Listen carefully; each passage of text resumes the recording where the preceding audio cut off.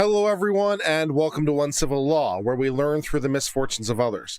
As always, I hope you'll enjoy this legal education content, and today will be the day I earn that subscription.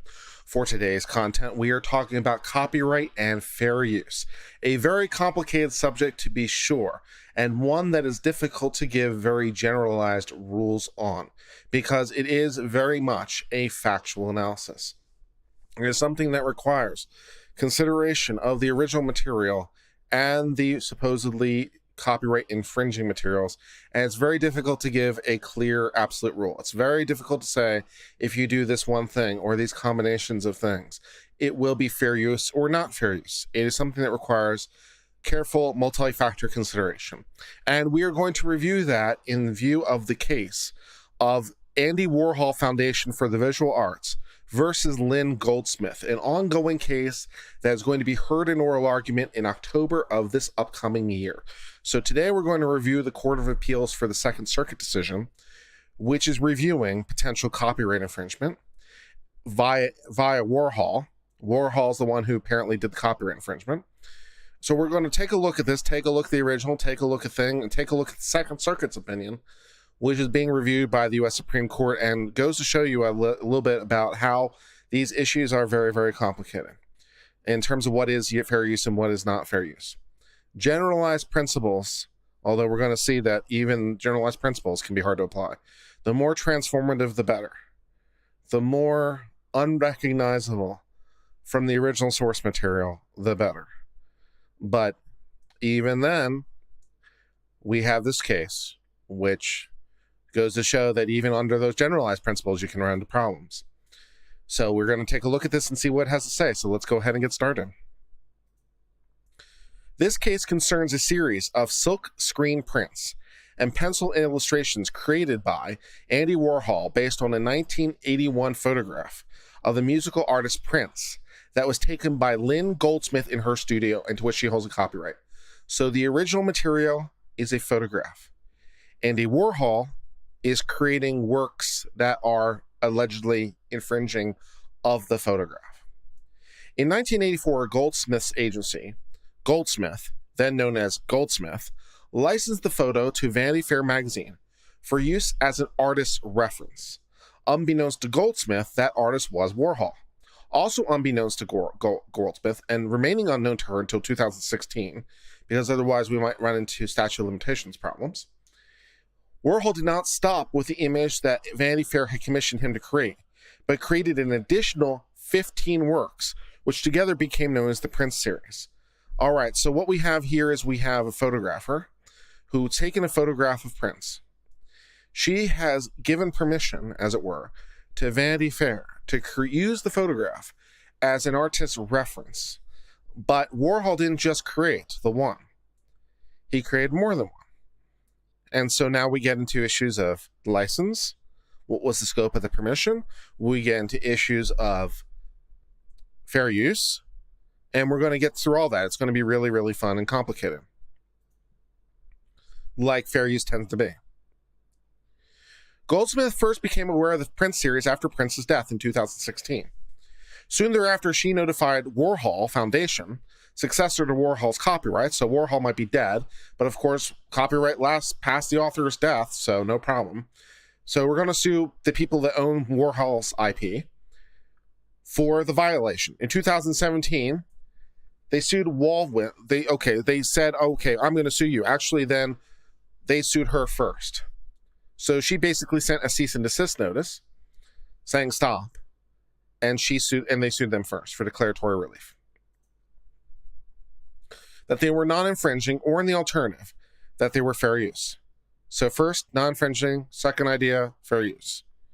Goldsmith countersues for the infringement. The United States District Court for the Southern District of New York grants summary judgment to Warhol on fair use and dismissed Goldsmith. So the district court says fair use. Okay, now let's kick it up to the Court of Appeals. Goldsmith and the foundation contend the district court erred in its assessment and application of the fair use factors. Yes, so they disagree. So the district court said fair use, so Goldsmith, the person who owns the photograph, says no.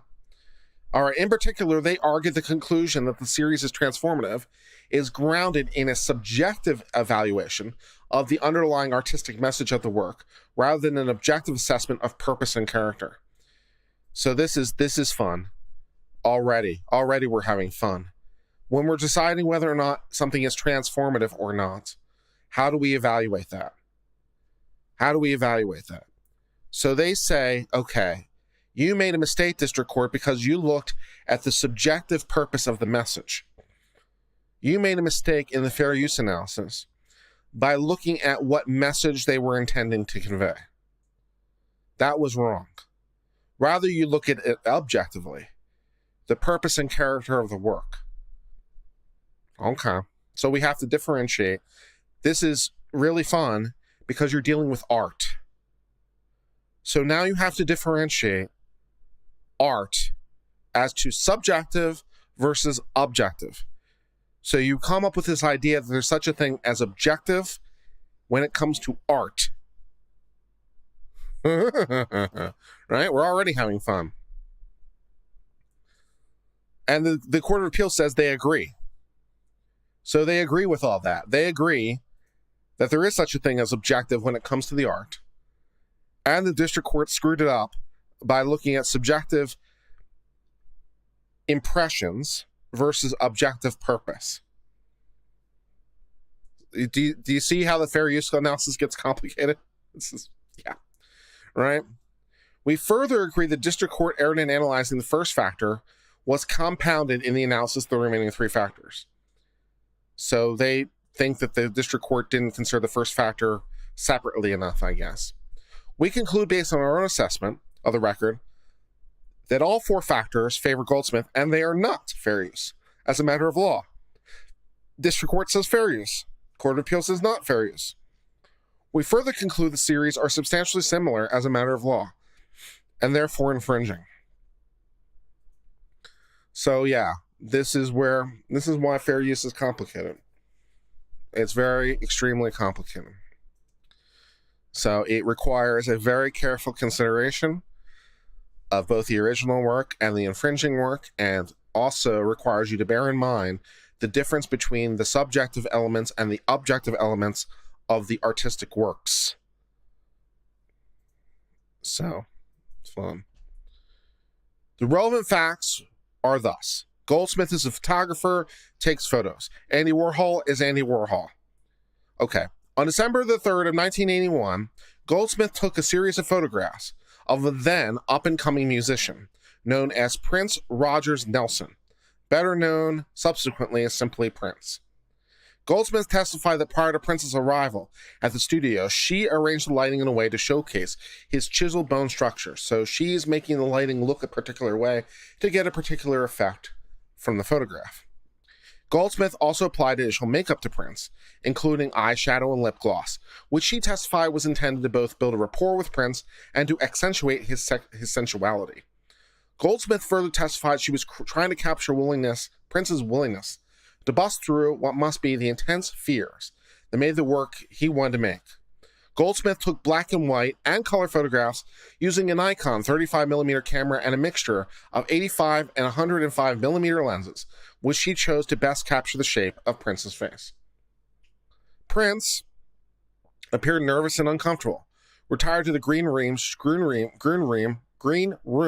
shortly after the session began, and ultimately left without allowing Goldsmith to take any additional photographs. So there was only some photographs, and then Prince bailed. During the truncated session, Goldsmith took 23 photographs, 12 of which were black and white, and 11 of which are color.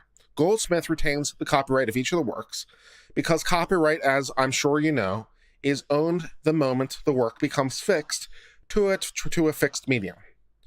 Right? So as long as there's a fixed medium, any fixed medium, and it doesn't have to last long, incidentally, and also it doesn't necessarily have to be maintained.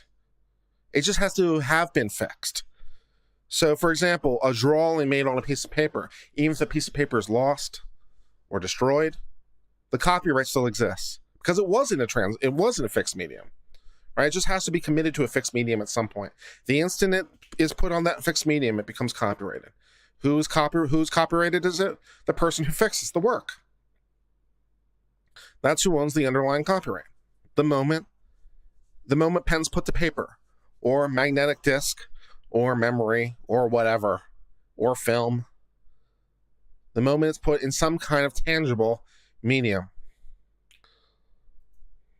Okay, so we get to look at an original photograph. All right, so here is an original photograph of Prince. The one that would be given to Vanity Fair, because remember, she took a whole bunch of photographs, but she licensed at least one of them. This apparently is the one that she licensed to Vanity Fair. It's a picture of him in a high collar, and so what looks like thin suspenders, and Prince looking very much Prince-like. This is the photograph that she took. Okay, fine. All right. So in 1984, Goldsmith licensed the photographs to Vanity Fair for use as the reference. Eason Golknar, who was the photo editor, testified the term artistic reference meant the artist would create a work based on the original. So this photograph is going to be used to create an artistic work. It's inspiration for a work. Okay. The license permitted Vanity Fair to publish an illustration based on the photograph in 1984 issue, once as full page and once as a quarter page. The license further required the illustration to be accompanied by attribution to Goldsmith. Goldsmith was unaware of the license at the time and played no role in selecting the photograph for submission to Vanity Fair, because the selection and the licensing was being done by Goldsmith's company, to which Goldsmith apparently at this point is not involved in the finer points of negotiation. So the company, Goldsmith, not to be confused with the individual Goldsmith, is licensing the work to Vanity Fair, and the person, Goldsmith, doesn't know the finer details, which, fair enough. All right, so here is Vanity Fair. Vanity Fair in turn commissioned Warhol to create an image for the issue. Warhol's illustration, together with attribution, was published in an accompanying article. Here's a picture from the Vanity Fair. Here's a picture of Prince, whose face is very purple. And the background of it would be best described as, I guess, salmon colored. This is very typical of Warhol's style, of course. Very bold colors. And he used this and created a derivative work. He created a work based on the photograph. That makes it a derivative work, but it's an authorized derivative work, at least as far as it goes. Okay, fine. In addition to the credit that ran alongside the image, a separate attribution to Goldsmith was included elsewhere in the issue, crediting her with the source photograph. Vanity Fair did not advise Goldsmith that Warhol was the artist, and she did not see the article when it was initially published. Fair enough. Fine. Unbeknownst to Goldsmith and Goldsmith the company, here's where the copyright infringement potentially comes into the picture, right? So far, so good. So far, so good. She takes a whole bunch of photographs of Prince. Prince is in on it for the photographs that they take. And then Prince bails, but still authorized the photographs that were taken. Goldsmith, the company, authorizes Vanity Fair to create a derivative work for the purposes of their issue under some fairly specific licensing terms. One derivative work was in fact created. It was in fact put in Vanity Fair. It was in fact published with all the conditions of the license. Up to this point, everyone's happy. Everyone's happy. Copyright is doing its thing. Now let's figure out how people are unhappy. Okay, unbeknownst to Goldsmith or Goldsmith the company, Warhol created 15 additional works based on the photograph. See, that's outside the license. The license allowed Warhol to create a derivative work for Vanity Fair. Now he's creating additional derivative works that is outside the scope of the license. So now we have potential problems. All right, the Prince series comprises 14 silk screen prints, 12 of which are on canvas and 2 of which are on paper, and 2 illustration, and includes the following example images. These are not the only ones, but they are some of them. And you can take a look at them for yourself. They look very similar to the original photograph and very similar to the derivative work, of course, because they're all based on the original same source material. but there, of course, are visually distinct. How visually distinct they are, I suppose, is up to someone's interpretation, but that's part of the fair use analysis. So now we have these 3 additional works, which are derivative, which are not the work published in Vanity Fair, and were not authorized by the license. Okay. Although the specific means Warhol used to create these images is unknown, Neil Prince, the editor of Andy Warhol's catalog, testified it was Warhol's usual practice to reproduce a photograph as a high-contrast two-tone image on acetate, that after any alterations Warhol chose to make would be used to create the silkscreen. For the canvas prints, Warhol's general practice was to paint the background and local colors prior to silkscreen transfer of the image.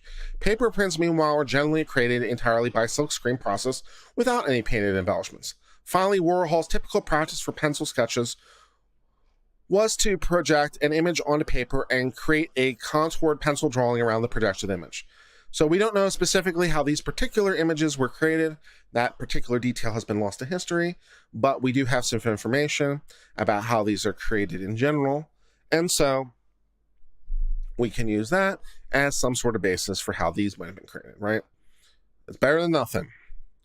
Okay, at some point after Warhol's death, the Warhol Foundation acquired title and copyright to the series. So Warhol, I remember, copyright exists the moment the work is created.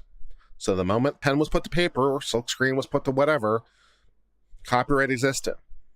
But whether or not that was infringing work is still an open question. So they've obtained the copyright to something, which might be infringing. Between 1983 and 2004, the Warhol Foundation sold or otherwise transferred custody of 12 of the original series to third parties, and in 1998, transferred custody of the other 4 works to the Andy Warhol Museum. The Foundation retains copyrights to the series, and through the Artist Rights Society, continues to license images to editorial, commercial, and museum usage. So they transferred the actual works themselves, the physical prints or silk screens, but they still retain the underlying copyright to those objects, which is perfectly legally cognizable. The copyright and the ownership of the thing are 2 different things. Every time you buy a video, for example, you buy a video, but you don't buy the copyright to the video, right? So you can buy the work, but not the copyright to the work. Okay. So on April 22nd, 2016, the day after Prince died, Condé Nast, Vanity Fair's parent company, contacted the Foundation. Okay. Its initial intent in doing so was to determine whether the Foundation still had the 1984 image, which Condé Nast hoped to use in connection with a planned magazine commemorating Prince's life. So they would like to know where that original thing is that they used so many years earlier, so they can reuse it. After learning the Foundation had additional images from the series, Condé Nast ultimately obtained a commercial license to be exclusive for 3 months for a different Prince series image for the cover of a planned tribute magazine, Condé Nast. So Condé Nast contacts the Foundation and says, hey, Foundation, do you still have that photograph or that whatever we used in our magazine? And they said, as it happens, we have a whole bunch of them. We not only have the one you guys used in the first place, we have other ones that you could use. And Condé Nast over here goes, yay, joy, other photographs. Well, that's nice. We could use one of those ones instead for our magazine. That might be cool. So they say, hey, give us rights to use the other photographs or the other works from Andy Warhol, which is great as far as Andy Warhol goes. But of course, Andy Warhol created those images outside the scope of the license. The license was for a derivative work. Now there's like 15 of them. You can see the problem. So Condé Nast has permission from Warhol, but Warhol, not so much. So there's a problem. All right. Goldsmith was not given any credit this time around. Instead, being given credit solely to the foundation, which I'm sure pissed Goldsmith right off. So it's at this point, Goldsmith becomes aware of the Prince series, which makes logical sense. This makes logical sense. And there's no reason for her to know, or the foundation for them to know, incidentally, this series exists. Up until this point, there's no reason for them to know. Goldsmith, the person, and Goldsmith and Company have no reason to know. What they know is they have been contacted by Vanity Fair in the 80s and said, hey, please give us one of the photographs, or please create a photograph, actually, I think, because I think the photographs were taken at their behest. I might have it slightly wrong. Doesn't matter. They were said, hey, you know those photographs that you're taking, can we have one to create a derivative work? And they said, sure. So the foundation, the company, Goldsmith, the company, licenses the one photograph under these terms. The derivative work is created, is published in Vanity Fair. The foundation of the company, the Goldsmith Company, and Goldsmith themselves get copies in the mail, may or may not read them. Either way, it doesn't really matter. And they see, oh, look, there's a work that looks suspiciously like ours. But that's okay. We gave them permission. What they don't know, and there's no reason for them to know, and there's pretty much no way for them to know, in the 1980s, is that Warhol created a whole bunch of additional images. And now suddenly, Vanity Fair over here, fast forward to when Prince dies, is publishing new and exciting works that look suspiciously like the photograph. And Goldsmith's like, hey, wait a second, I didn't authorize that one. So this is the first time they become aware of it. So the clock starts to run now, because this is the first time when they become aware. So in 2016. Okay. So Goldsmith contacts the foundation to advise it of perceived infringement of copyright. You know, you created about a dozen plus photographs. We didn't, a dozen plus derivative works we didn't authorize. They registered the things with the Copyright Office, which I don't know if that was required in 2016. It's required now to sue. I'm not sure if it was required in 2016 or not to sue. Doesn't matter. It would be required now to be able to sue. They sued for declaratory judgment. Goldsmith countersues for copyright infringement. All right. So district court grants summary judgment for fair use. All right. So that's the entire background. So hopefully I've been explaining this adequately up to this point to be able to help illustrate the issues, right? What's going on?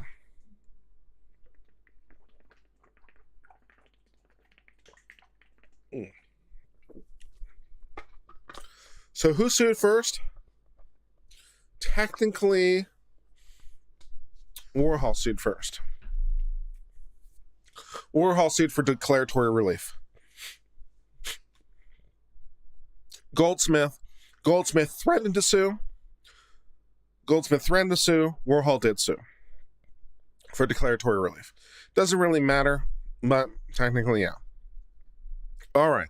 So now we have to go through the fair use analysis. We have to go through the fair use analysis as to these derivative works. First of all, are they derivative? Right? Because we could just say they're not infringing at all. So that's a possibility. They're just not infringing. So if they're not infringing, like they're not derivative, then we can just stop the analysis. We don't have to go to fair use if they're not derivative, right? We can just say, we just stop at step one. If we say that, yeah, they're infringing, now we have to go to the fair use analysis and go through it. So let's go ahead and go through that in some detail. All right. We review a grant de novo. This is a straight legal question. There are no disputes of fact.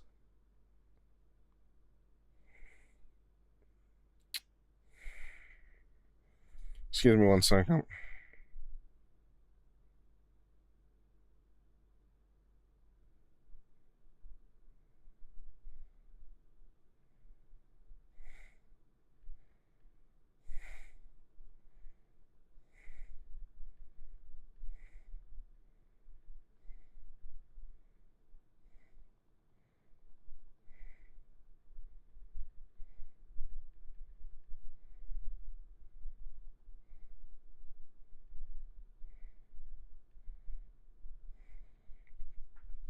All right.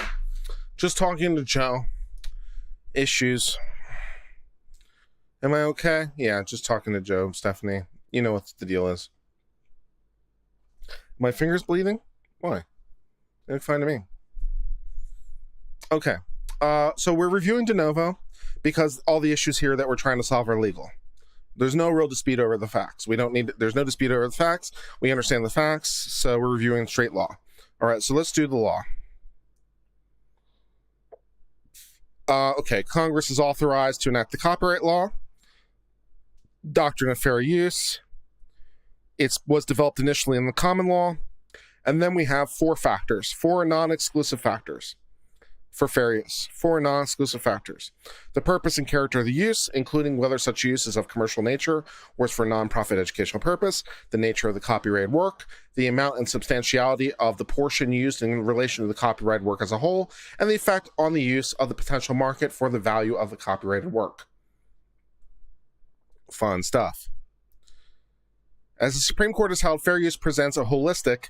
This is where the complicated part comes in trying to do the fair use analysis. As the Supreme Court has held, fair use presents a holistic, context-sensitive inquiry, not to be simplified with bright line rules. All four factors are to be explored and the results weighed together in light of the purpose of the copyright law. The fair use determination is an open-ended and context-sensitive inquiry. The Supreme Court has explained that courts must apply fair use in light of the sometimes conflicting aims of copyright, and copyright's protection may be stronger when the copyrighted material serves an artistic rather than utilitarian function. If that all sounds like fair use is a complicated nightmare to actually apply, it can be a little bit. So let's actually go through the four factors as it applies to this.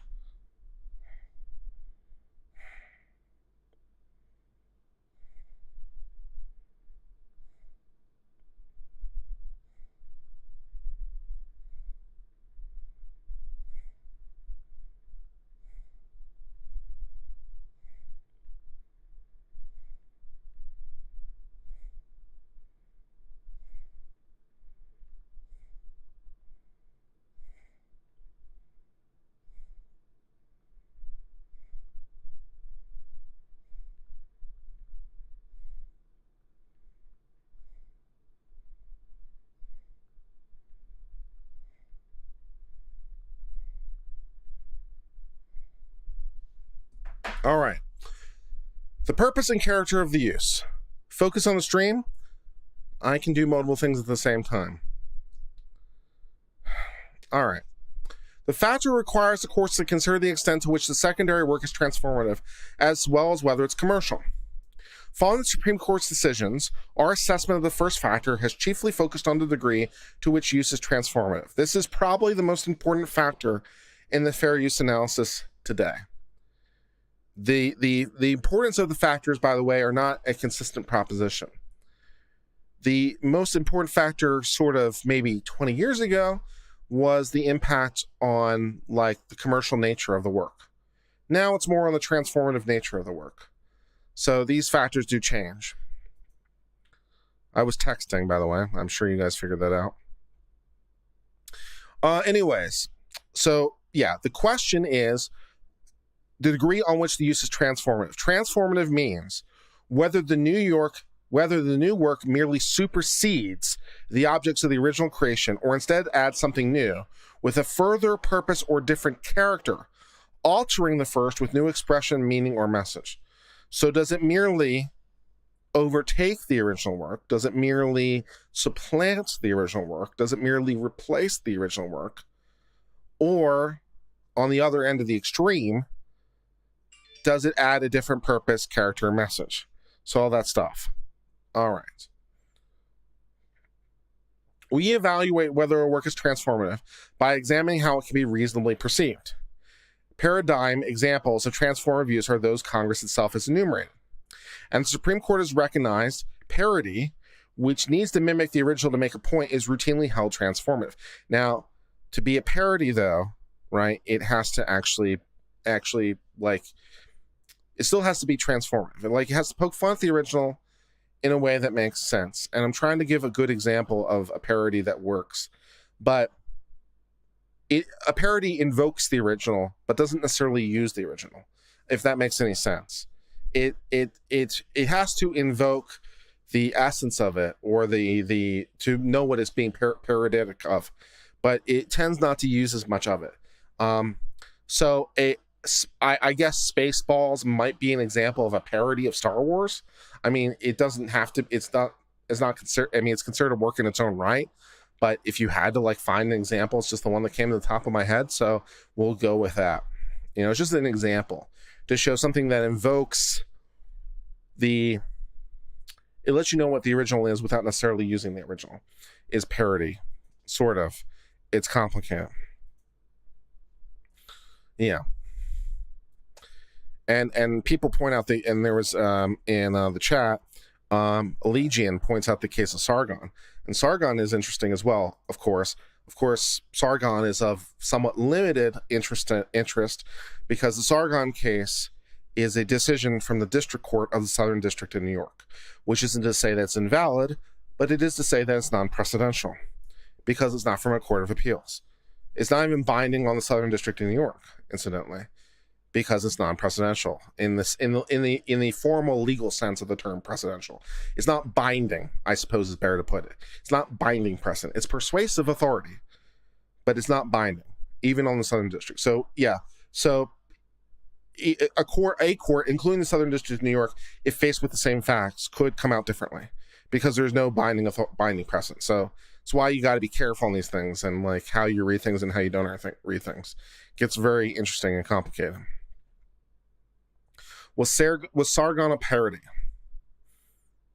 Probably not within the technical sense of the term, no. But yeah. Weird Al Yankovic songs, maybe, but Weird Al Yankovic gets permission for all of his works. There's been endless law reviews written about whether he needs to get permission, but he gets permission. So again, who knows? All right. Okay. So these examples are easily understood. The book review excerpting a passage of the novel in order to comment on it serves a different purpose from the original. So yeah, like quoting a portion of the original work, although this is not a parody example, but it's to show something that's transformative. Like quoting part of the original in order to critique it is fine, but then you still have to go through the rest of the analysis. It's not sufficient merely to like just do one thing. It's complicated. Although the most straightforward cases of fair use thus involve a secondary work that comments on the original in some fashion.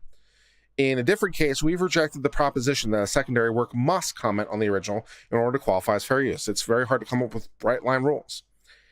In that case, we consider the works of artist Richard Prince that incorporated, among other materials, various black and white photographs of Rastafarians taken by Patrick Carew.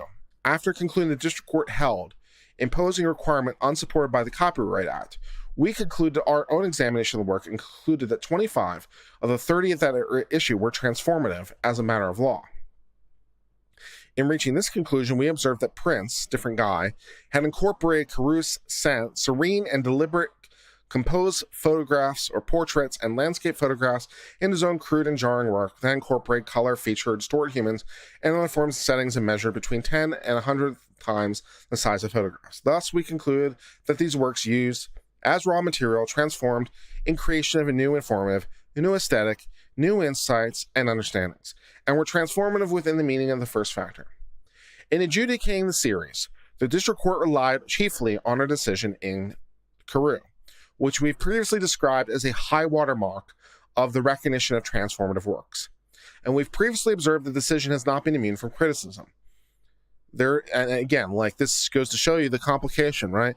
Even in this case, which is Second Circuit authority, right? There is criticism of the case. So, you know, the courts have trouble agreeing on these things. They have trouble agreeing with themselves sometimes because of how fact sensitive, how specific it is.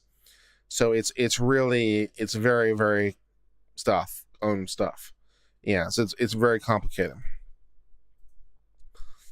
It's extremely complicated, which is why, you know, you see people sometimes ask people in LawTube, like, can you give us fair use, or just look at this real quick and tell us if it's fair use. It's like, you know, it's tricky.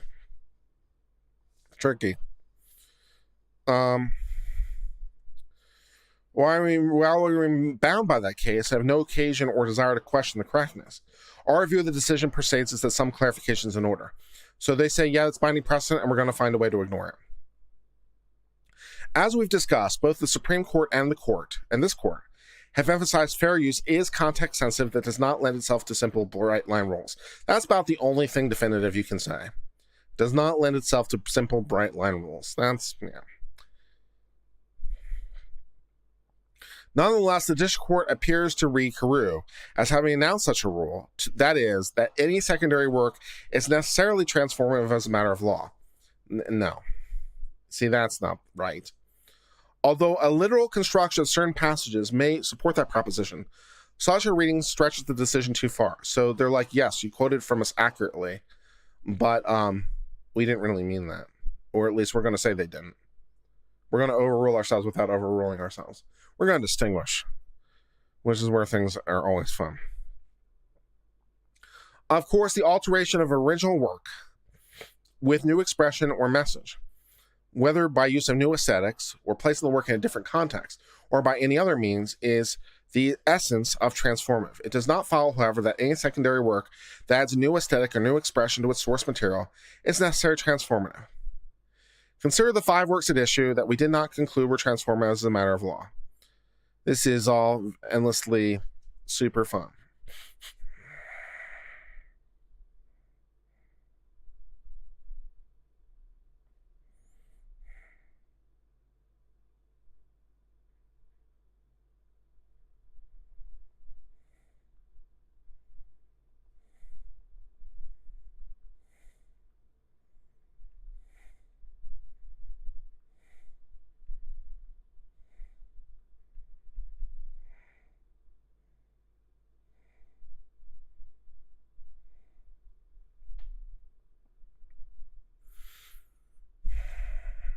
Leonard streams on Twitch, I believe.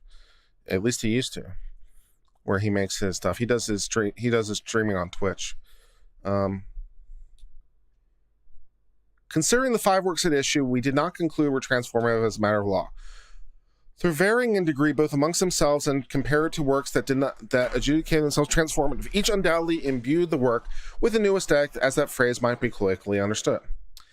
Yeah, so it seems, going to my own copyright matters, that what I thought was a negotiated deal has since fallen apart. So, I guess it will not end. Oh well, that's disappointing.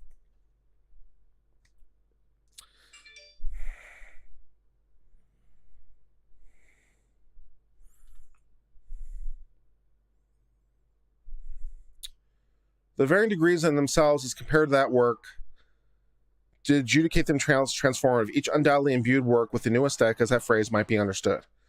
Prince's work is a collage of 36 photographs, most of which Prince altered, by example, by painting their face and bodies of the subjects, in some instances altering them significantly. Prince added blue lozenges over the eyes and mouth of the subject, and pasted an image of hands playing blue guitar over his hands. You can hear my phone getting texts? Wow, I didn't know that. I didn't know that you could hear them, because I can hear them, and I didn't know that the mic would pick up the sounds that I could hear. That's amazing. Thanks for telling me. Both these works certainly imbued the originals, for which they derive with a new aesthetic. Notwithstanding, we could not confidentially make determinations about their transformative nature as a matter of law. Moreover, there exists an entire class of secondary works that add new expressions, meaning, or messages to their source material, but may nonetheless fail to qualify as fair use, the derivative works. There's some inherent tension in the Copyright Act between derivative works, reserved to the copyright holder, which are defined as part in works that recast, transform, or adapt an original work, and transformative fair use. Yeah, transform is protected. Transform is also not protected. Yeah. Thus, we've previously observed an overly liberal standard of transformativeness, such as may be employed by the district court, risks crouching out the statute protections for derivative works. This is part of the problem, people. Like, it specifically says that transformative works belong to the original owner. It also specifically says that transformative works are fair use. You see the problem? Yeah. welcome to copyright law.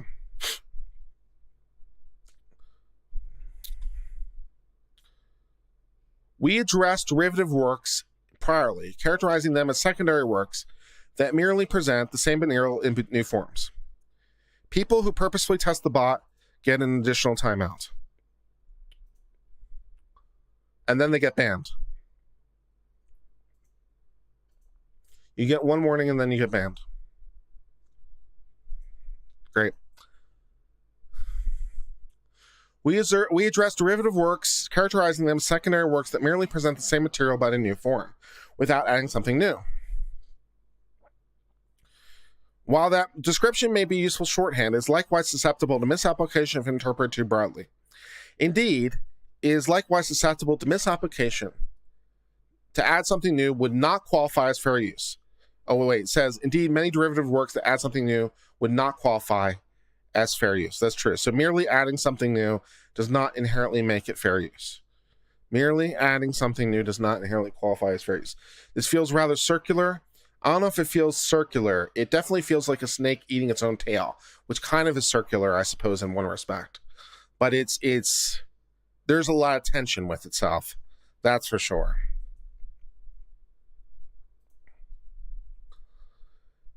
Consider, for example, film adaptation of a novel. Such adaptations frequently add quite a bit to the source material. Characters are combined, eliminated, or created out of thin air. Plot elements are simplified or eliminated. New scenes are added. The moral or political implications of the original work may be eliminated or even reversed, or plot and character elements altered to create such implications, where the original text eschewed them. And all these modifications are filmed through creative contributions of screenwriter, director, cast, camera crew, set designers, cinematographers, editors, sound engineers, and a myriad of other individuals integral to the creation of a film. It is for this reason that we've recognized that when a novel is converted to film, the invention of the original author combines with the cinematographic, interpretive skills of the filmmaker to produce something that neither could have produced independently.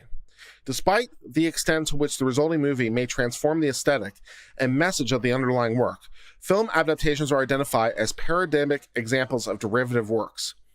This is a pretty good point right here, actually, the Second Circuit is making, when they're talking about the nature of the tension and where this line is. And how are we supposed to find this line? This is a really good example, actually, right? So, like, you take something like Sargon, which apparently is fair use, and I say apparently because these cases are in tension with each other. Well, okay, it's fair use.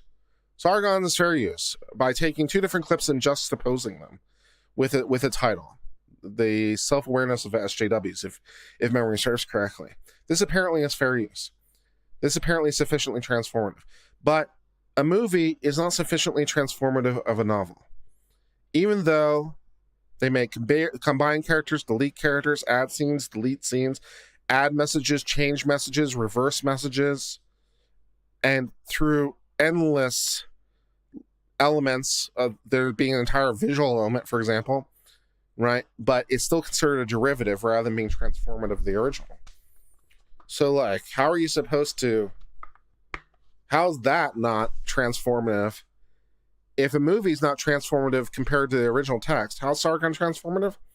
And then you realize that the whole thing is one complicated nightmare, because copyright law is trying to do things that are in conflict with itself.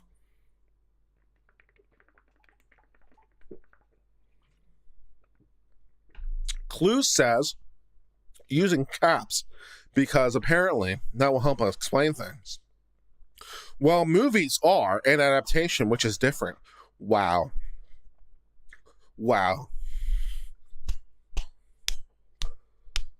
Bravo, sir. Bravo, sir. You've cracked the code. You've cracked the code. Oh, it's an adaptation. Oh, that solves it. Okay. All right. Well, thanks for letting me know. Okay. That's great. All right.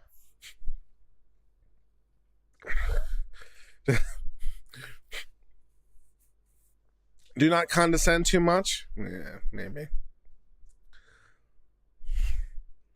He started it. He's the one. He started it. He's the one who put words in capitalizations to shout the words like they were so obvious. If I shout the words, that makes them more obvious. Oh, okay. No, this is they're adaptive, he says in all caps. Okay. All right. My finger's bleeding? No, it's not. Why do you keep saying that? Oh.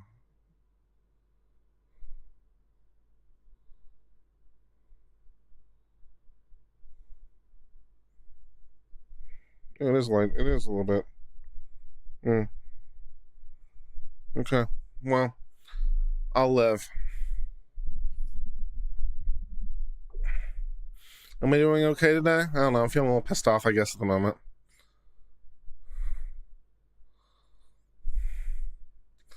My finger has been beaten up by Johnny Depp. That's the problem. That's the problem.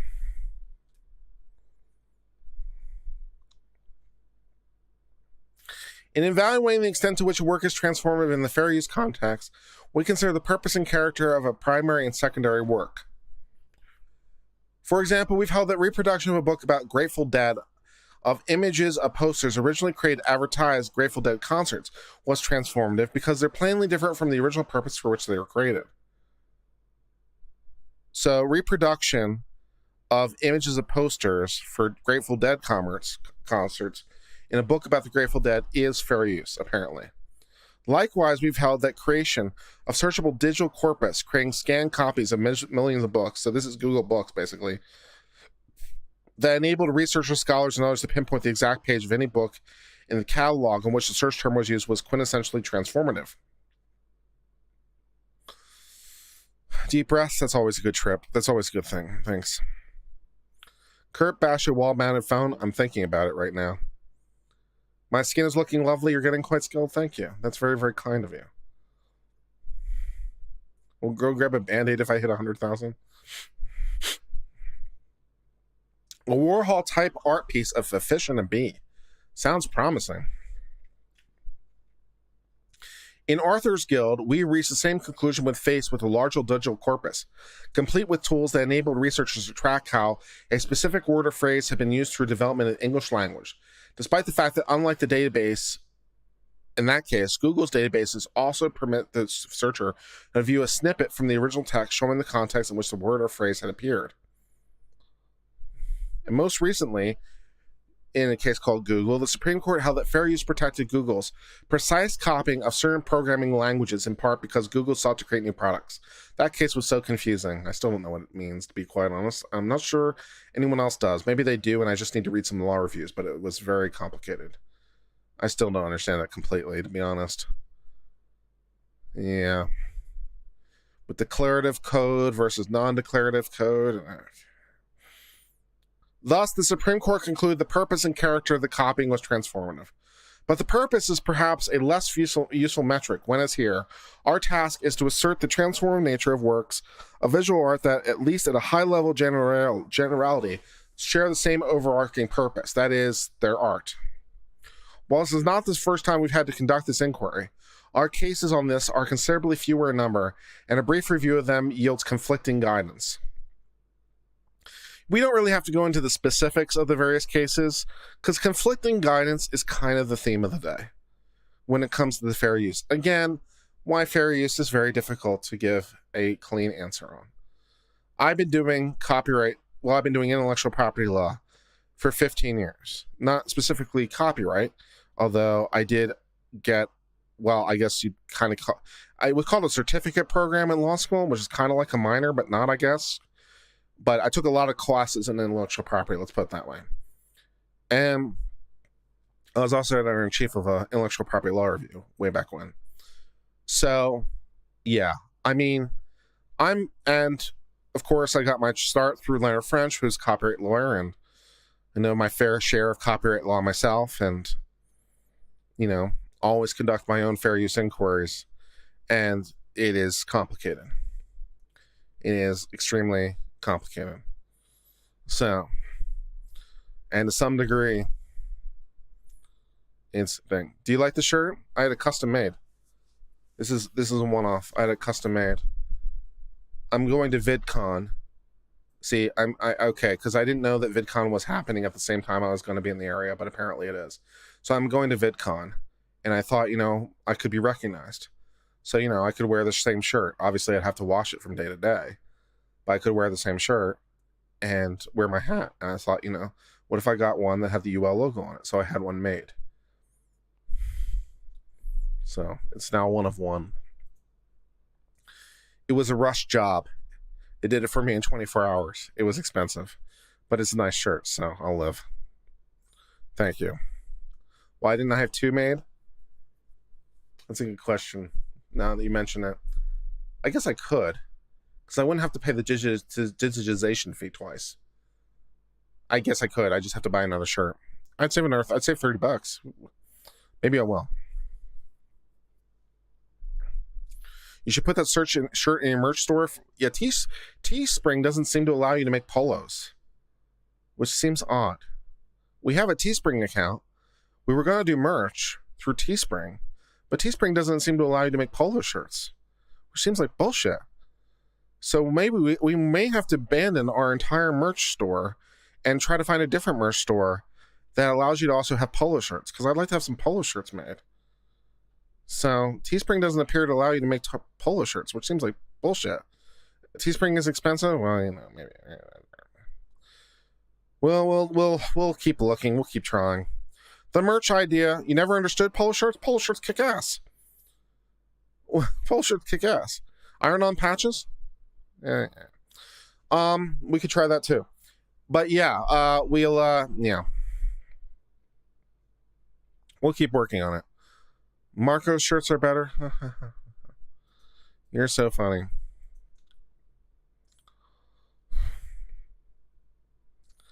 Polos are great. 320 more subs. Yep, that's what we need. 320 more subs. Should we do an ad break? Should we do an ad break for subscriptions? Stephanie knows what's going to happen. Now, Stephanie is secretly screaming into the void, by the way. You do embroidery, you can make polo shirts for you? Yeah, but how do we actually sell them? How do we actually sell them en masse? How do we actually do that? Can I do this? It's the only way this is going to fly. All right. I was gonna release this as its own video, and Stephanie told me not to, which is probably the right answer. But since it's now in the middle of this video, we can do this thing. All right. All right. Hold on. No, hold on. The horror show. Wait.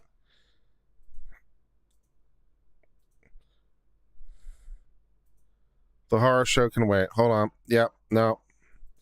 We're doing this thing. Why isn't my window not showing?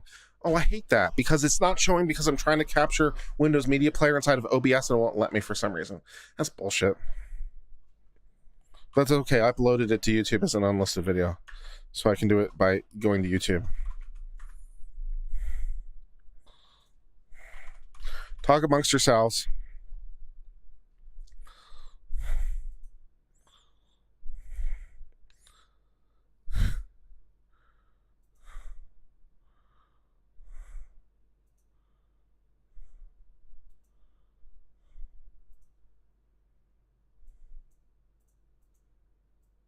All right. Shut up. No, I'm not ready yet.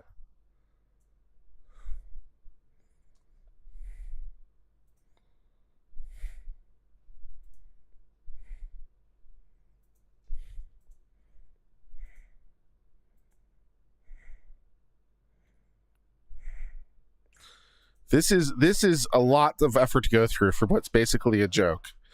Is it not still going to display to me? Oh.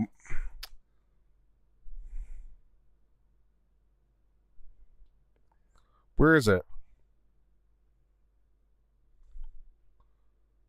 Why won't it let me show it? I think I'm being thwarted. I think I'm being thwarted by my computer, who doesn't want me to show you my genius work.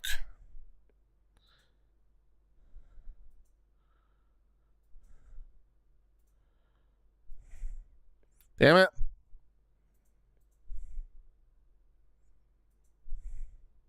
There it is. No. No, I am not going to be thwarted. I will not be thwarted. This is a lot of effort to go through for a joke. All right, let's do this thing.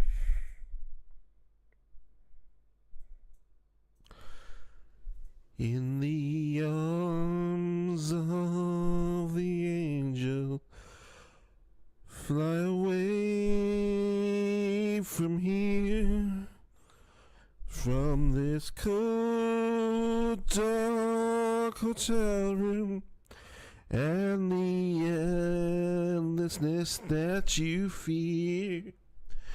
You are pulled from the wreckage of your silent reverie. You're in the arms of the angel. May you find some comfort here. Worth it. Worth it.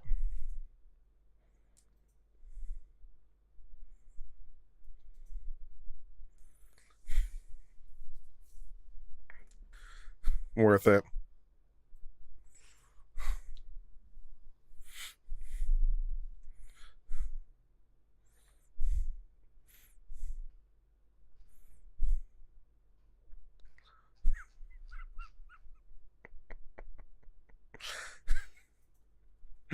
Let's go back to the case.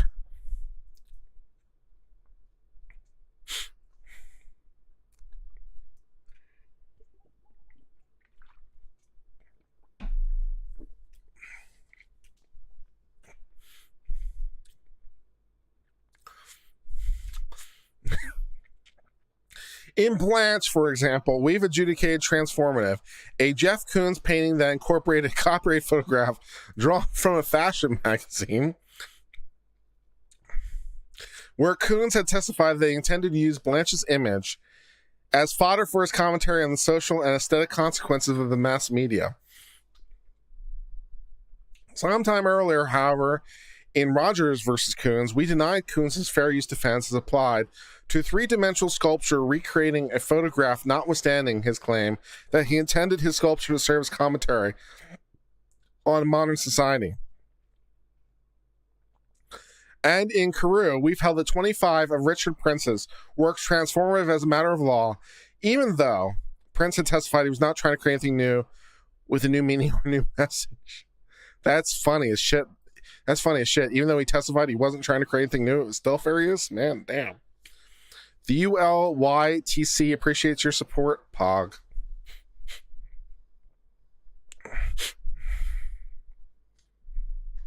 Matters become simpler, however, when we compare the work at issue, in each case against their respective source materials. The sculpture at issue in Rogers was a three-dimensional colorized version of the photograph on which it was based. In Blanche, however, Koons used Blanche's photograph depicting a woman's leg in high-heeled shoes as part of a larger work in which set alongside several other similar photographs with changes of colors, the background against which it was portrayed, the medium and size of the images pictured, and other details.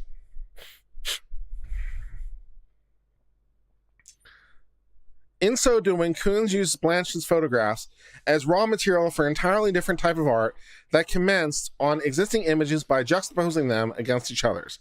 And in Carew, the copyrighted works found to have been fairly used were, in most cases, juxtaposed with other photographs and obscured and altered to the point that Carew's original work was barely recognizable.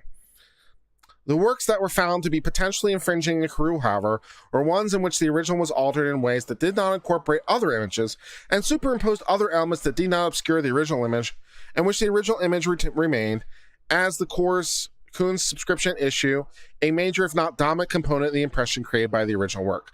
That is a lot of words, man. That is a lot of legal words, man.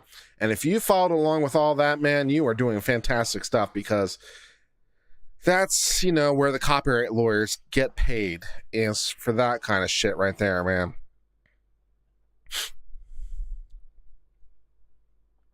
A common thread running through these cases is that where a secondary work does not obviously comment or relate back to the original, or use the original for some purpose other than that for which it was created, the bare assertion of a higher or different use is insufficient to render it transformative. Yeah. It is insufficient to, rather a secondary work itself must reasonably be perceived as embodying a different artistic purpose, one that conveys a new meaning or message separate from its source material. While we cannot do, nor do we attempt to, catalog all the ways in which an artist may achieve that end, which is, again, why the lawyers get really, really problematic when you try to ask them for general advice about IP or general use about fair copyrights. Like, hey, can you just do a fair use inquiry for me real fast? Nope. This would be why it's, We note that works that have done so thus far have themselves been distinct, that have drawn from numerous sources rather than works that simply alter or recast a single work with a new aesthetic. That's super helpful, Second Circuit, thanks. Which brings us back to the Prince series. The district court held that the Prince series are transformative because they reasonably can be perceived to a transformed Prince from a vulnerable, uncomfortable person to an iconic, larger-than-life figure. Though it may very well be Goldsmith's subjective intent to portray Prince as a vulnerable human being, and Warhol to strip Prince of that humanity, and instead to play him as a popular icon, whether a work is transformative cannot merely turn on stated or perceived intent of the artist or the meaning or impression that a critic, or for that matter a judge, draws from the work. Were it to be otherwise, the law may recognize any alteration as transformative.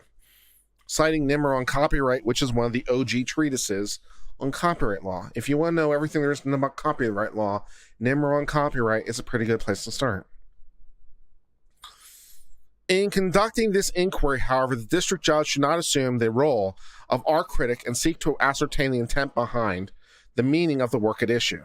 This is because judges are typically unsuited to make aesthetic judgments, and because such perceptions are inherently subjective. As Goldsmith argues, her own state intent notwithstanding, an artist viewing the photograph today across a vista of the singer's long career might well see him in a different light than Goldsmith saw him that day in 1981. We agree. It's easy to imagine a whole generation of Prince fans might have trouble seeing the Goldsmith photograph as depicting anything other than an iconic songwriter and performer whose musical works they enjoy and admire. So the perception of the photograph has changed, even though the photograph hasn't changed, which leads to problems. So we can't view it subjectively. We have to view the art objectively. God help us. Instead, the judge must examine where the secondary work's use of its source material in service of a fundamentally different and new artistic purpose and character, such that the secondary work stands apart from the raw material used to create it. Although we do not hold primary work must be barely recognizable within the secondary work, as was the case where our works held transformative in Carew, the secondary work's transformative purpose and character must, at bare minimum, comprise something more than imposition of another artist's style on the primary work. So it doesn't have to be like barely recognizable, but it can't merely be basically a filter or gloss on the original either. With this clarification, I don't know, Second Circuit, I'm not 100% sure that word means what you think it means. With this clarification, holy shit, dude. I mean, holy shit, dude. Do you feel clarified? Do you feel clarified? Do you now know why the Supreme Court is taking this up? To try to clarify it? Do you feel clarified? Holy shit. So what's the line again? What's the distinction between fair use and not fair use? Okay, so it's not transformative if it's a movie based on a book, but it doesn't need to completely basically be borderline recognizable, but it can't be merely just a gloss on the old thing, and it has to be transformative, but not from a subjective point of view, from an objective point of view. And it can't be based on the creation and the purpose of the time, and oh my god. Oh my god. I mean, I thought I understood fair use. I thought I understood fair use coming into this discussion. And I think I might be less smart than I was when I started. Unironically, I might be less smart when I started, because when you actually try to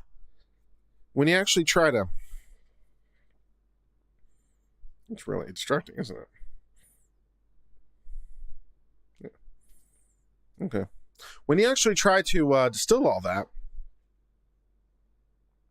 it gets really, really complicated.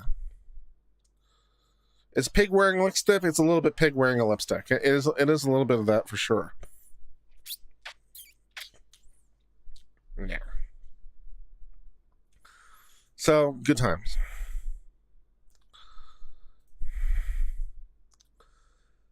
That's nasty.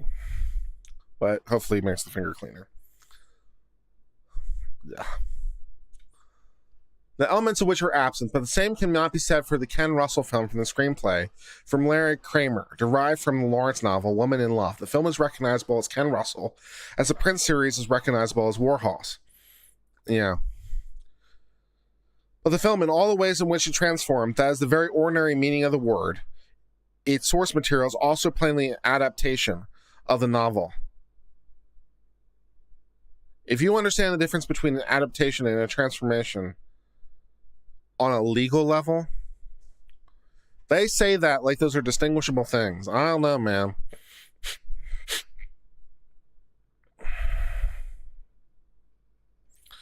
So, and this can go a lot of different ways. And it's also different in a lot of different mediums. It's interesting, I think, also in music in particular, because of the whole idea of samples. People pay for samples of music. But those samples are often very, very distorted by the time they get used. So do you have to pay for them or not?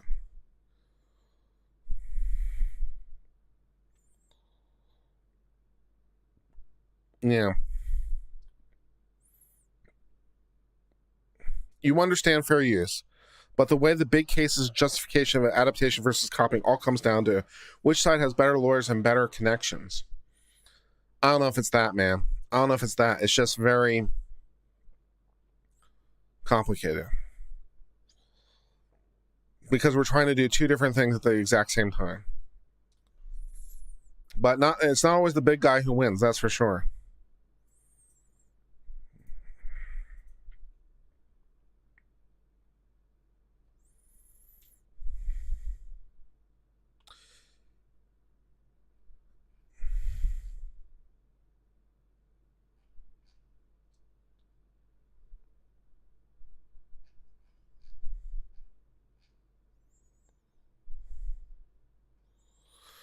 Warhol created the series chiefly by removing certain elements from the photograph, such as depth and contrast, and embellishing the flattened images with loud, unnatural colors. Nevertheless, although we do not concede the series are necessarily derivative works as a matter of law, they are much closer to presenting the same work in different forms, that form being of highest contrast screen print, than they are works that make a transformative use of the original. Okay. So you want to say they're not only, are they not transformative? You want to say it's actually the same work. That's an interesting concept.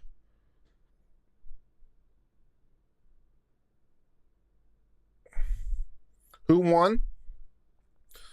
Who won? I don't know. The bottom line is who won? I don't know who won yet. The Supreme Court's having oral argument in October. I don't know who won. No one knows who won. I'll let you know in about a year. Ask me sometime around January, February of 2023. I'll let you know who won.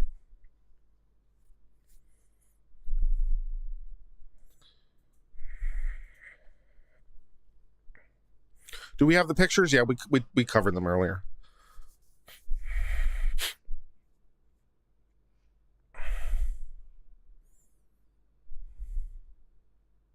The differences between the Goldsmith photograph and the Prince series are in many respects less substantial than those made to the 5 works we could not find to be transformative in Carew.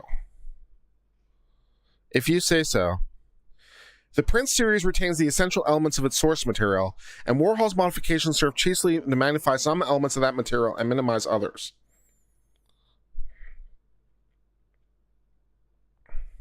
While the cumulative effect of those alterations may change the Goldsmith photographs in ways that give a different impression of the subject, the photograph remains the recognizable foundation on which the Prince series is built.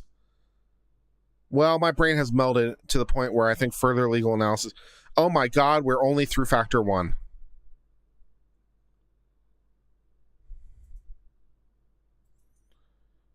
Oh my God.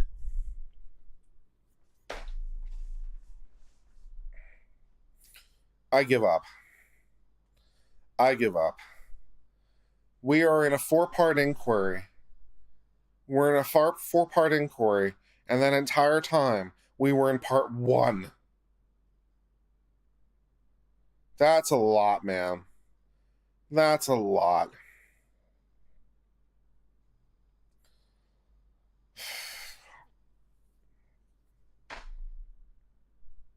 I give up. Let's show the originals again and call it a day.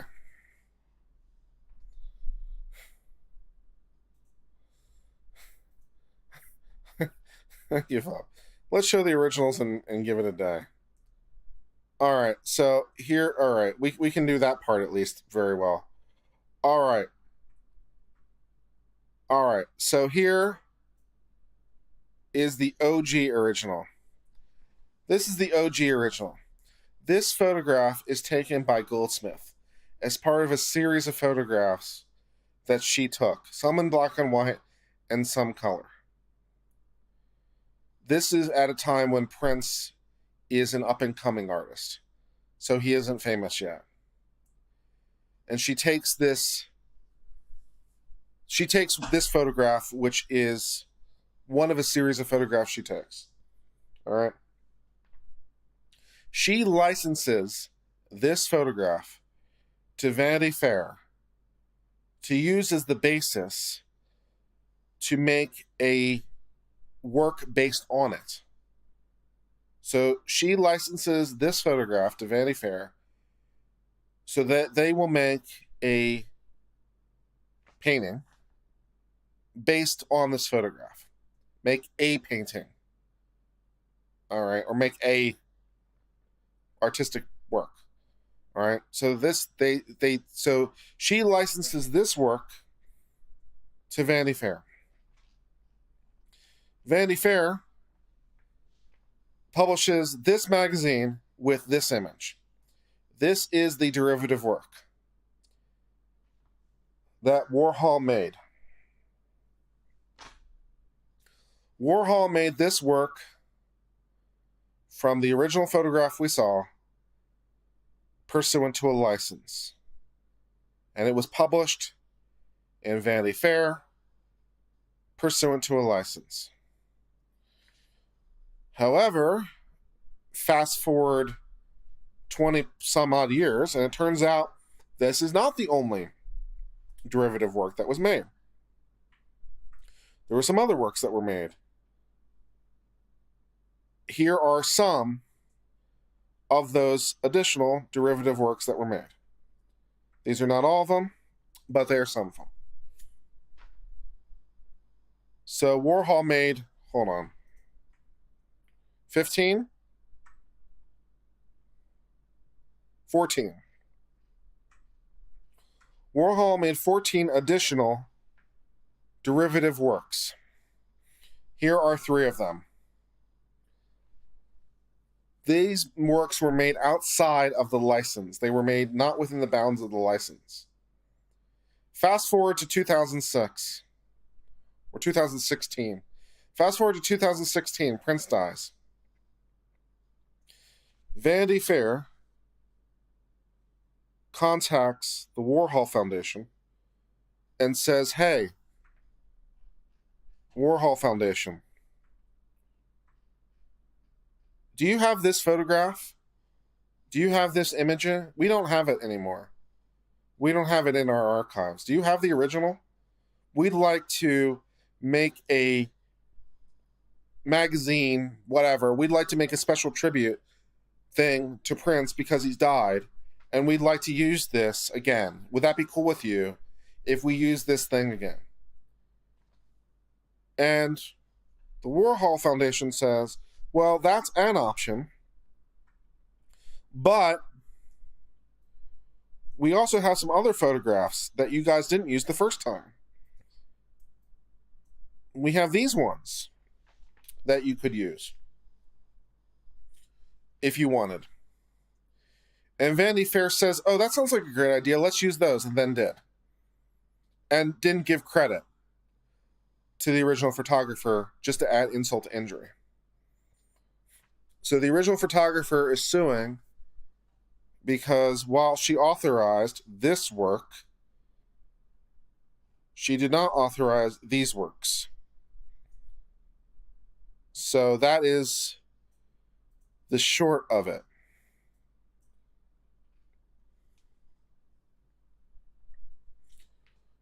Were they sold when he was alive? No, he was dead at the time. Well, yeah. I mean, did Warhol sell them? Warhol, did he sell, who sold what? I don't understand. They only have the license for the one. Yeah, Warhol broke the original license. Warhol had permission to paint one, and he painted 15. Warhol broke the original license. So Warhol was authorized to make one. Warhol made 15. So 14 of them are infringing.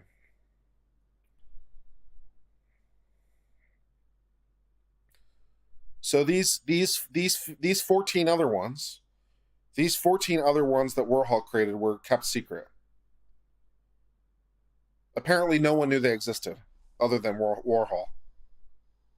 Warhol created these 15 images, one of which was authorized, which was given to Vanity Fair with permission, and the permission of the original photographer. But Warhol made 14 others that no one knew existed, except for Warhol, who made them. And so when Warhol died, all of his stuff got transferred to his foundation to maintain his assets, his copyright, for example.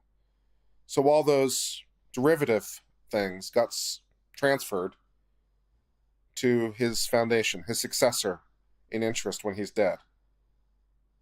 So Vanity Fair contacts the foundation and says, hey, foundation, do you still have that Warhol that we agreed to use like 30 years ago?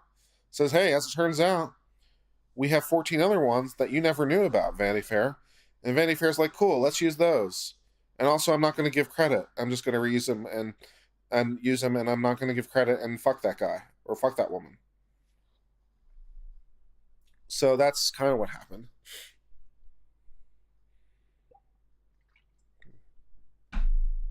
There's a couple different players, there's Warhol and the Warhol Foundation. Do I have to get a chart? Maybe I'll get a chart. All right. We can just make it easy. Warhol and the foundation are basically the same person for the purposes of this, okay? Warhol, when he's dead, becomes the foundation because Warhol's dead. So all of his assets, Warhol can't own anything anymore because Warhol's dead. Dead people can't own things. So Warhol and the foundation are basically the same person. So you have the photographer, you have Warhol, and you have Vanity Fair. Those are your players. Right? You have the photographer, who also has a licensing company, but that's just the photographer.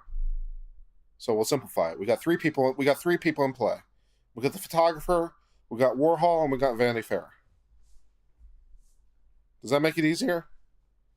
The foundation is Warhol. Does that make it any easier? The photographer makes a photograph. The photographer gives the photograph to Vanity Fair. Says you can make a painting from this.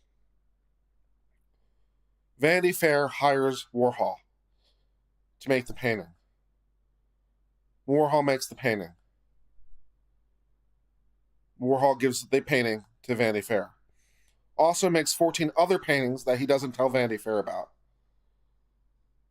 Vanity Fair publishes the painting that they were given and they know about. Everyone's happy. Fast forward to 2016. Prince is dead. Vanity Fair wants to do a retrospective about Prince. They want to make a special issue about Prince and how cool Prince is. Vanity Fair contacts Warhol, who made the painting for them 30 years earlier, and says, "Hey, Warhol," or in this case, Foundation, because Warhol's dead. "Hey, Warhol, do you still have that painting you made for us 30 years ago?" And Warhol, the Foundation, Warhol says yes, and I also have these 14 other ones you didn't know existed. And Vanity Fair's like, "Cool, can we have those?" And Warhol's like, "Sure, why not?" So Vanity Fair then publishes 14 other ones that were not authorized. Does that make it any easier now that I've walked through it that way?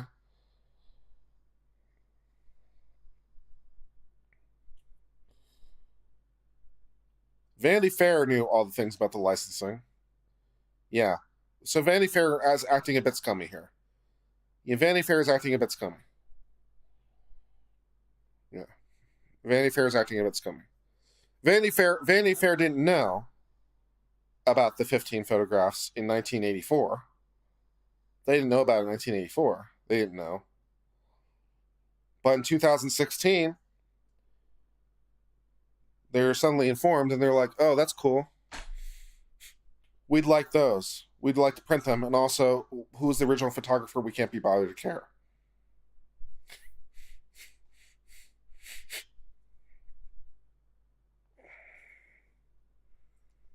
So that is what's going on. Could the other 14 be considered drafts? That's not what's going on. They are being treated as independent works. I mean, I guess they could be, but that isn't the argument. Like, what they could be argued to be, what they are as far as you're concerned, is 15 independent works. Maybe they were drafts or maybe not. It doesn't matter. Warhol's treating them as independent works. Maybe they were originally created as, drafts or whatever, but Warhol's dead, so we can't ask him. So the Foundation, which is Warhol, it's like, well, I've got 15 things. There are 15 different things. So maybe they were created as drafts or alternates or whatever. I don't know. All I know is I've got 15 things now, and people like Warhol. So, 15 is more than one. So I can sell 15 things instead of one thing. So Warhol's pretty happy about that. So why would they originally create it as drafts? I don't know. No one cares. What Warhol's like is, I have 15 of them, and 15 is yay money times 15. So that's what's going on. That's what's going on. And then we got into this unbelievably complex analysis. So complex, we're probably going to have to do this again. I'm probably going to have to read this more carefully and do a highlighting thing, and we're going to have to do this entire discussion over again once I understand it fully. Because I have to fully put in all these ideas in my mind, and it's incredibly complicated. And,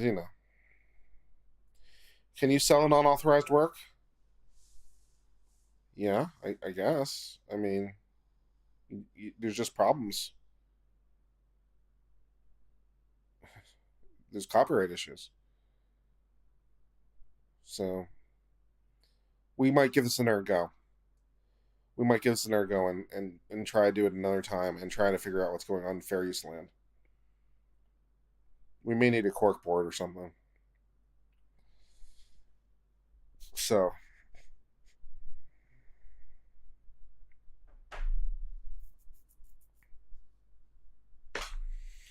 yeah.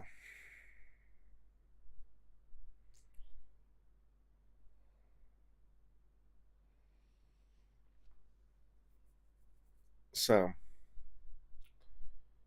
it's a lot. Thanks for anti-commie for $5. I've earned the $5. $1.99 from Johnny F. Face. And Bassin became a new member, and it looked like about 20 new subscribers since we've been talking. Let's have a part 2 after the break. I don't think we can do it tonight. I don't think we're going to do it tonight, because I think I'm going to need to sit down with this and actually like highlight it out and take some time with it to digest it. I try to do this on the fly. Most of the time, 95% of the time, I can do a case on the fly. This one I can't do on the fly. It's like, well, I need more time with it. I don't think we're going to do it tonight. We just need 325 more subs. We're almost there. Pretty exciting.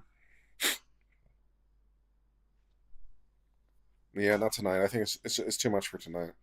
Shannon Green, $9.99. Thank you very much. What's the statue on the countertop? Lady Justice holding scales.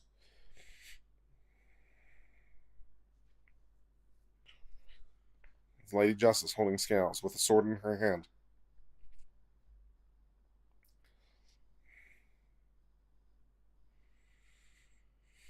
What else should we talk about? Other than this case.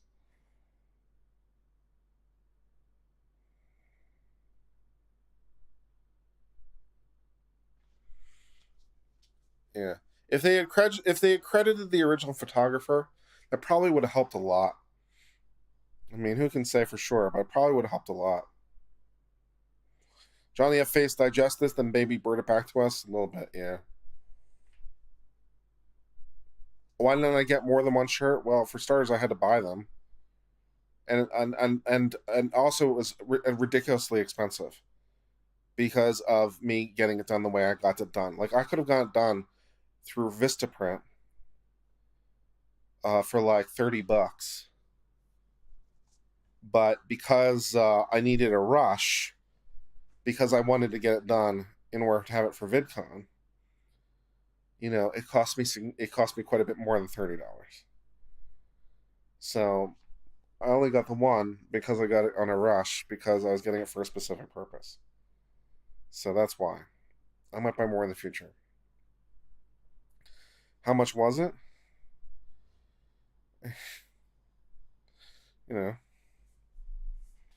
To get it done by hand, get it sewn by hand from an original image, it was about $100, which is, it was about $100. But it's a nice, So I could have gotten it done by Vistaprint for like $35 or $40. But, because I need it done like right now, it costs a little bit more. Thank you.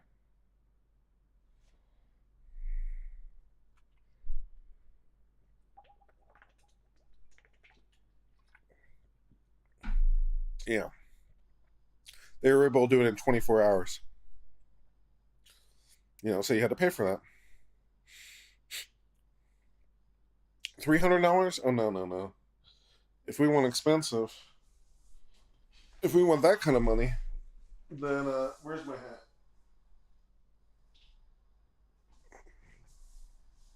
What did I do with it?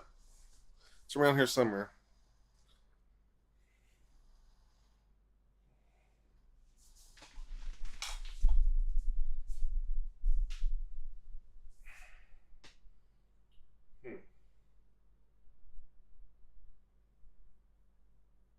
Where's my hat? Hold on.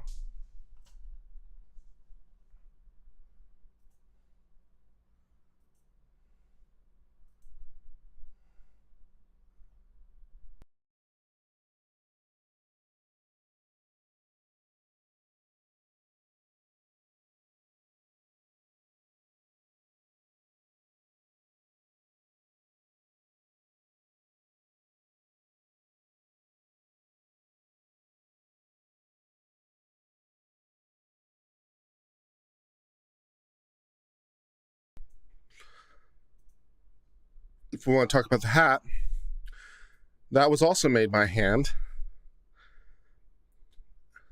That was made by hand out of 100% beaver wool and that was $830. But it'll last forever. So, tell them about the hat bought.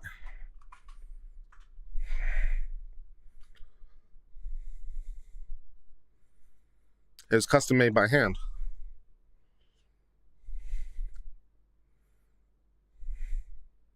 So, well, by joining Good Lodge, you're going to bet in a bit. Yeah, the main reason, by the way, the main reason I had to get it made by hand, the bot tells you the main reason I had to get it by hand, basically because I can't buy off the shelf. I couldn't find really many hats that would fit me off the shelf. This hat is 8 3/8, which means, by the way, for those of you trying to convert that, and what that means is let's see. I get it exactly.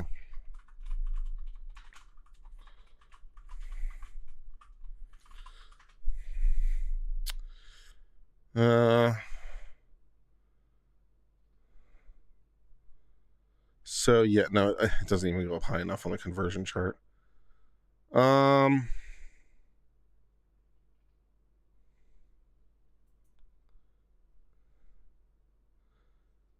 It's more than 2 feet around. I think it's 25 inches around.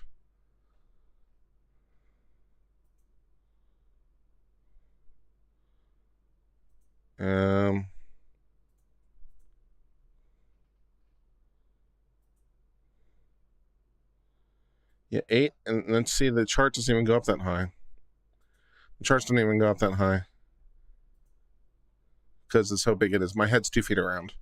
Is basically the long and short of it. It's 2 feet around. So it's impossible, basically, for me to buy a head shot. How do you clean it? Just with a lint brush.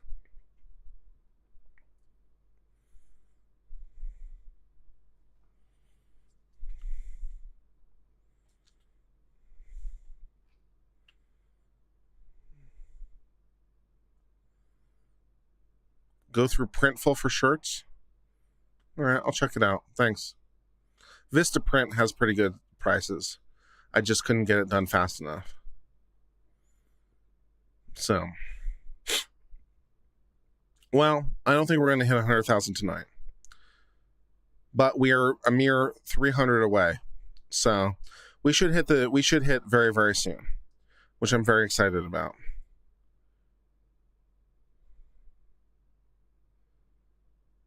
So I'm going to sign off for now, and we'll give this another go. Probably tomorrow.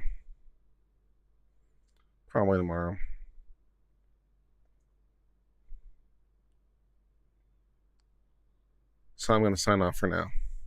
If you've been enjoying this, please remember to do all the YouTubey things. I hope all is well. So there, my friends, cheers and good night.